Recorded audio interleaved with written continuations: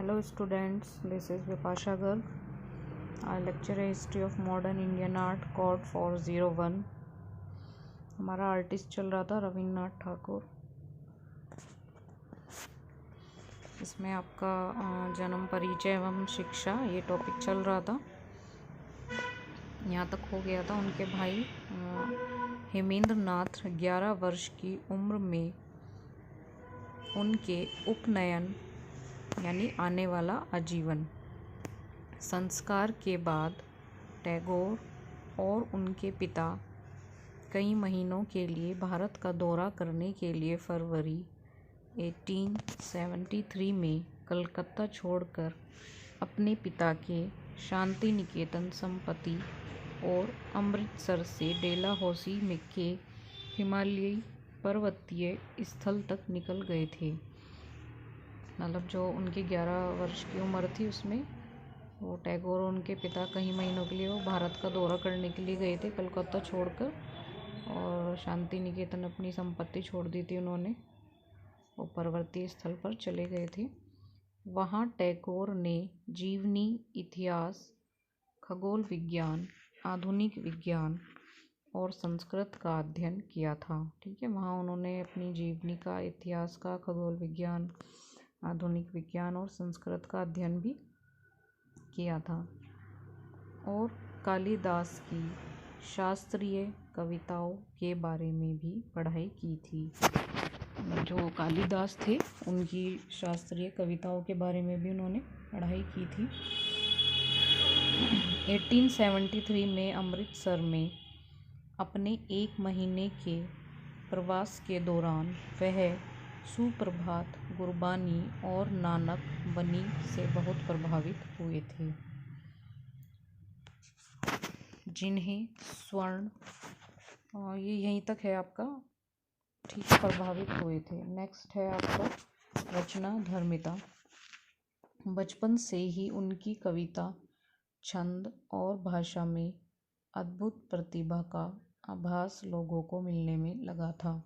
मतलब जो उनकी कविता थी, छंद और भाषा, वो अद्भुत प्रतिभा का आभास लोगों से मिलने लगा था उनको। उन्होंने पहली कविता 8 साल की उम्र में लिखी थी। उनकी जो पहली कविता थी वो उन्होंने 8 साल की उम्र में लिखी थी। और सन 1877 में केवल 16 साल की उम्र में उनकी प्रथम लघु कथा प्रकाशित हुई थी। ठीक है, 77 में फिर केवल 16 साल की उम्र में ही उन्होंने अपनी प्रथम लघु कथा प्रकाशित की थी।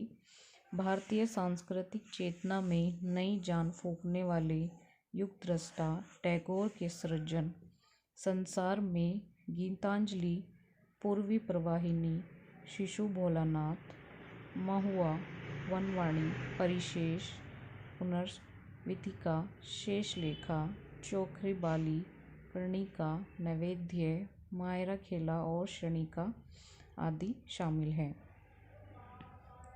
देश और विदेश के सारे साहित्य, दर्शन, संस्कृति आदि उन्होंने आहरण करके अपने अंदर समेट लिए थे।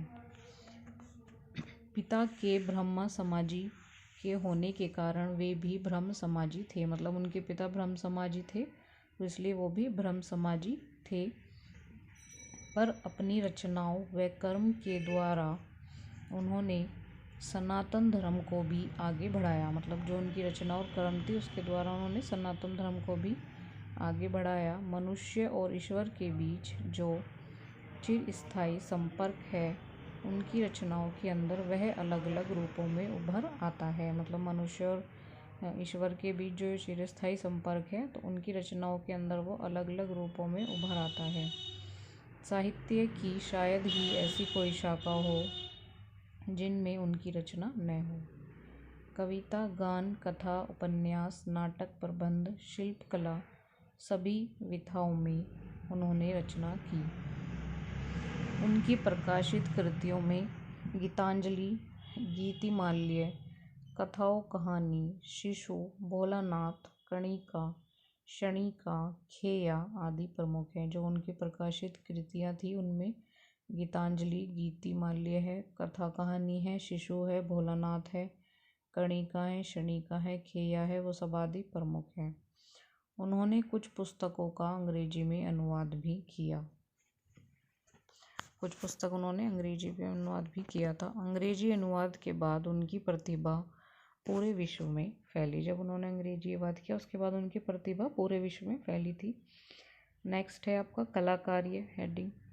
टैगोर ने अपने जीवन काल में कई उपन्यास, निबंध, लघु कथाएं, यात्रावंत, नाटक और हजारों गाने भी लिखे हैं। मतलब अपने पूरे जीवन काल में उन्होंने उपन्यास, निबंध, लघु कथा, यात्रावंत और गाने भी लिखे हैं। रविन्द्रनाथ टैगोर ज़्यादातर अपनी पद्य कविताओं के लिए जाने जाते थे। टैगोर की गद्य में लिखी उनकी छोटी कहानियों को शायद सबसे अधिक लोकप्रिय माना जाता है। इस प्रकार इन्हें वास्तव में बंगाली भाषा के संस्करण की उत्पत्ति का श्रेय दिया जाता है। उनके काम अक्सर उनके लयबद्ध, आशावादी और गीतात्मक प्रकृति के लिए काफ़ी उल्लेखनीय हैं। जो उनके काम थे वो उनकी लयबद्ध, आशावादी और गीतात्मक प्रकृति के लिए उल्लेखनीय रहे हैं। टैगोर ने इतिहास, भाषा विज्ञान और आध्यात्मिक से जुड़ी हुई कई किताबें लिखी थी। मतलब इतिहास से, भाषा विज्ञान से और आध्यात्मिकता से जुड़ी हुई किताबें लिखी थी। टैगोर के यात्रा वृंत, निबंध और व्याख्यान कई खंडों में संकलित किए गए थे। ठीक है, जिनमें यूरोप के जटरिट पत्रों, यूरोप से पत्र और मनुष्य धर्म, मनुष्य का धर्म वे शामिल थे। अल्बर्ट आइंस्टाइन के साथ उनकी संक्षिप्त बातचीत वास्तविकता की प्रकृति पर नोट बाद के उत्तरार्धों के एक परिशिष्ट के रूप में शामिल किया गया। टैगोर के 150वें जन्मदिन के अवसर पर उनके कार्यों का एक कालानुक्रमिक रविंद्र रचनावली नामक एक संकलन वर्तमान में बंगाली कालानुक्रमिक क्रम में प्रकाशित किया गया। इसमें प्रत्येक कार्य के सभी संस्करण शामिल हैं और लगभग 80 संस्करण हैं। 2011 में हार्वर्ड यूनिवर्सिटी प्रेस ने विश्व भारती विश्वविद्यालय के साथ अंग्रेजी में उपलब्ध टैगोर के कार्यों की सबसे बड़ी संकलन द एरिस्टोटल एसेंशियल टैगोर को प्रकाशित करने के लिए सहयोग किया। यह फखराल आलम और राधा चक्रवर्ती द्वारा संपादित की गई थी और टैगोर के जन्म की 150वीं वर्षगांठ की निशानी थी। ठीक है, जो इनकी सबसे बड़ी संकलन थी ये द एसेंशियल टैगोर। ठीक है, ये प्रकाशित करने के लिए सहयोग किया और फखराल आलम और राधा चक्रवर्ती द्वारा ही संपादित की गई थी और टैगोर के जन्म की 150वीं वर्षगांठ की निशानी है ये।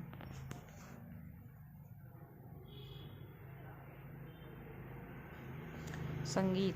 टैगोर ने करीब 2230 गीतों की रचना की। रविंद्र संगीत बांग्ला संस्कृति का अभिन्न अंग है। टैगोर के संगीत को उनके साहित्य से अलग नहीं किया जा सकता। उनकी अधिकतर रचनाएं तो अब उनके गीतों में शामिल हो चुकी हैं। हिंदुस्तानी शास्त्रीय संगीत की ठुमरी शैली से प्रभावित ये गीत मानवीय भावनाओं के अलग अलग रंग प्रस्तुत करते हैं। मतलब टैगोर ने कम से कम अपनी 2230 इसके करीब इन्होंने रचनाएं की थी और जो संगीत जो है वो इनके अभिन्न अंग है बांग्ला संस्कृति का। तो इसलिए टैगोर के संगीत को उनके साहित्य से कभी अलग नहीं किया जा सकता। ठीक है, और जो ज़्यादातर उनकी रचनाएं हैं वो उनके गीतों में शामिल हो चुकी हैं, उनकी शामिल रही हैं। अलग अलग रागों में गुरुदेव के गीत यह आभास कराते हैं मानो उनकी रचना उस राग विशेष के